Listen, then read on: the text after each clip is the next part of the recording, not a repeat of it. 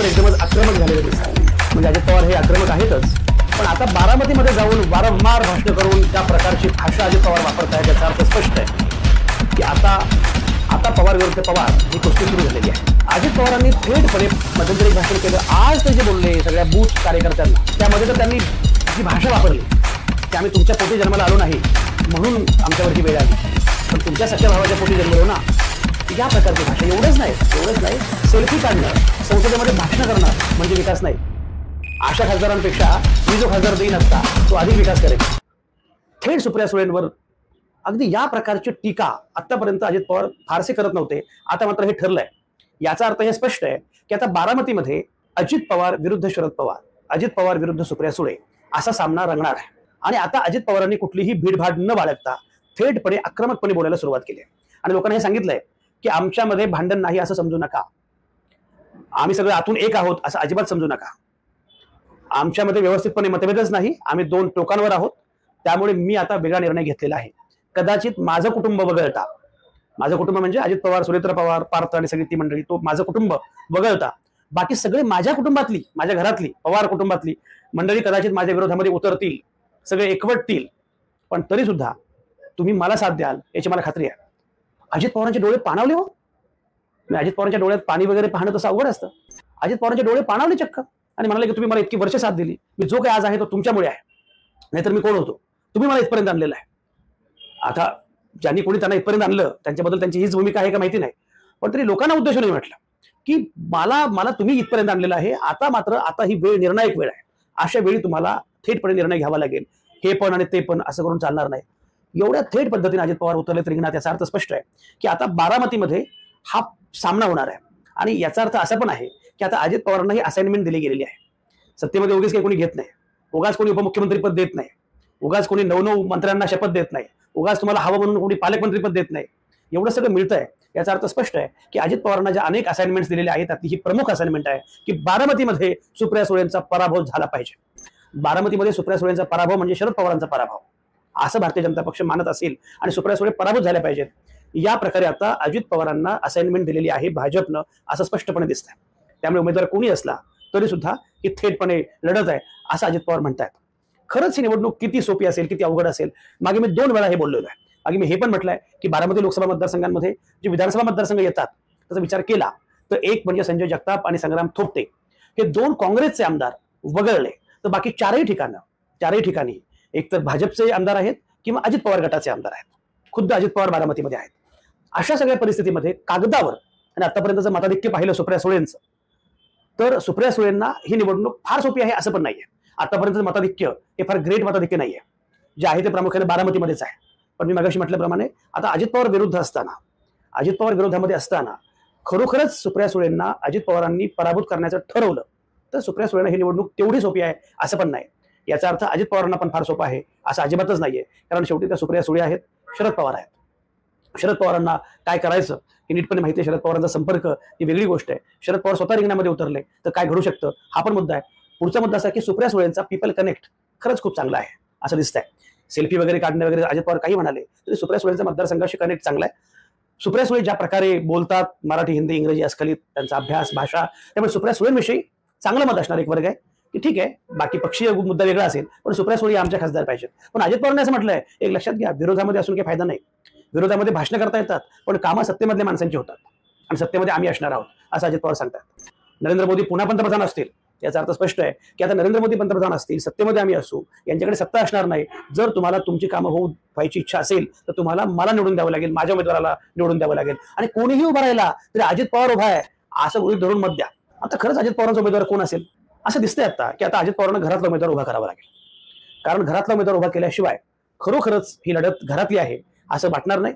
शिवाय एक भीती भाजपच्या वरिष्ठ नेतृत्वाला आहे, काही झालं तरी पवार घरामध्ये भांडण करत नाहीत, बाकी ठिकाणी करतील पण बारामतीमध्ये मात्र विधानसभा मतदारसंघामध्ये अजित पवारांच्या विरोधात शरद पवार थेटपणे काही फार काम करणार नाहीत, सुप्रिया सुळेंच्या विरोधात अजित पवार काम करणार नाहीत अशी शक्यता असल्यामुळे आता अजित पवारांच्या थेट घरातलाच उमेदवार द्यायचा अशी खेळी दिसते आणि तो उमेदवार सुनेत्रा पवार असतील असं दिसत आहे। खरं म्हणजे सुनेत्रा पवार उभ्या राहणार नाहीत असं मला वाटत होतं, काल परवापर्यंत वाटत होतं, कारण पार्थ पवार पराभूत झाले, आता पुन्हा सुनेत्रा पवारांना पराभूत त्या झाल्या तर फारच वाईट वेळ येईल म्हणून अजित पवार अशी रिस्क घेणार नाहीत, असं धोका पत्करणार नाहीत असं मला वाटत होतं।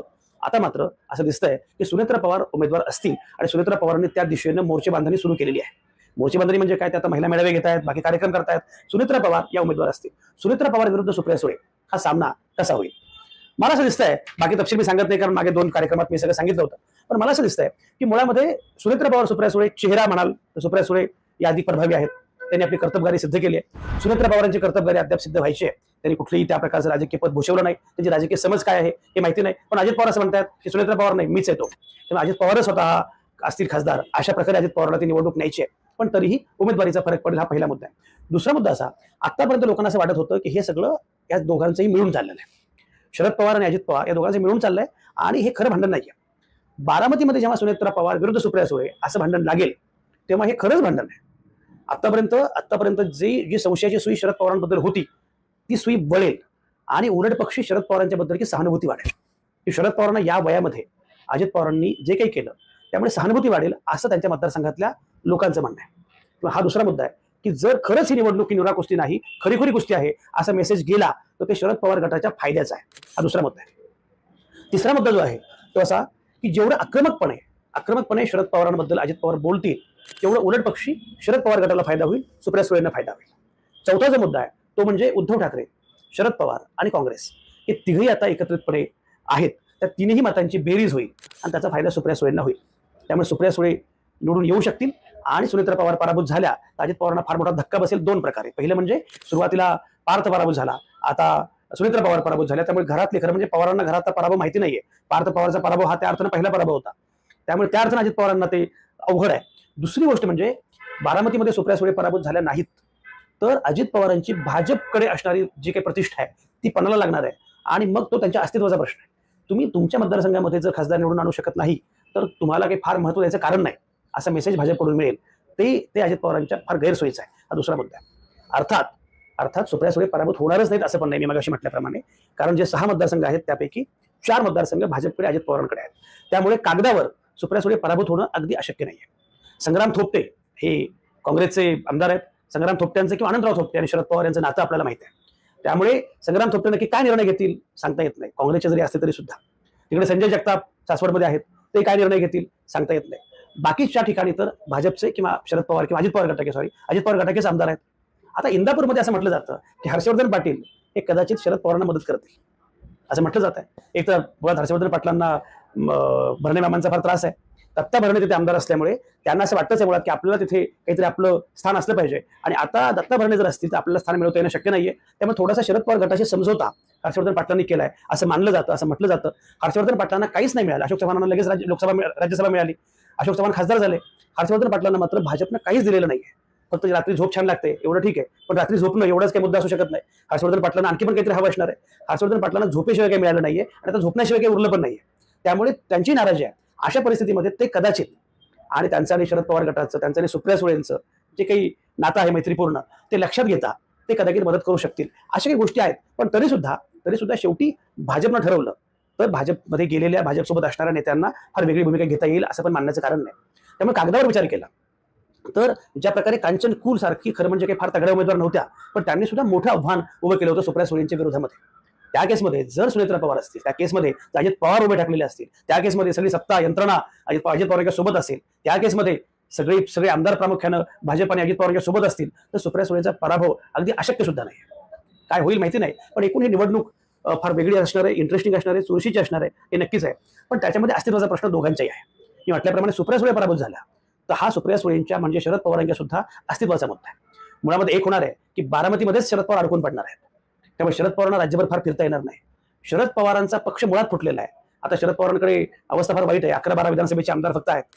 अशा वेळी जर शरद पवारांची मुलगी सुप्रिया सुळे बारामती लोकसभा मतदारसंघातून पराभूत झाली तर शरद पवारांच्या अस्तित्वाचा हा मुद्दा असणार आहे. मग खरोखरच बाकीच्या सुद्धा लोकांना असं वाटेल की शरद पवार आपली मुलगी आणू शकत नाहीत, शरद पवार बाकी काय करू शकतील. त्यामुळे इच्छा असो वा नसो अजित पवार गटाकडे जाणाऱ्यांची संख्या वाढेल आणि अजित पवार गटाला त्या अर्थानं वैधता मिळेल. मी आता निवडणूक आयोग आणि विधानसभेचे अध्यक्ष यांनी वैधता दिलेली आहेच. विधानसभेचे अध्यक्ष राहुल नार्वेकर हे अर्थातच थोर गृहस्थ आहेत. त्यामुळे त्यांनी जो निकाल दिलाय आणि सगळेच पात्र, हा तर फार सुंदर निकाल आहे. त्यामुळे कोणी जगामध्ये अपात्र नाही, सगळेच पात्र आहे. असे आध्यात्मिक निकाल राहुल नार्वेकर देतात आणि ते खरंच आध्यात्मिक उंचीवर पोहोचलेले आहेत अशी मला खात्रीच पटलेली आहे. पण शेवटी खरी वैधता ही निवडणुकीच्या रिंगणामध्ये असते. जर शरद पवार बारामतीमध्ये पराभूत झाले म्हणजे सुप्रिया सुळे तर मात्र ती वैधता एका अर्थानं अजित पवार गटाला मिळू शकते. त्यामुळे हा अस्तित्वाचा प्रश्न शरद पवारांच्या पण आहे, सुप्रिया सुळेंच्या पण आहे. सुप्रिया सुळेंचे जास्त आहे, कारण सुप्रिया सुळे लोकसभेवर पण गेल्या नाहीत, तर सुप्रिया सुळे करणार काय हा मोठा प्रश्न आहे. त्यामुळे सुप्रिया सुळे अडचणीमध्ये येतील, त्यांचं अस्तित्व धोक्यात येईल. आणि मी मगाशी म्हटल्याप्रमाणे जर सुनेत्रा पवार पराभूत झाल्या तर अजित पवारांची सगळी ताकद अतिशय क्षीण होईल, कारण मी म्हटल्याप्रमाणे अजित पवारांचं महत्व भाजपच्या दरबारामधलं अतिशय कमी होईल.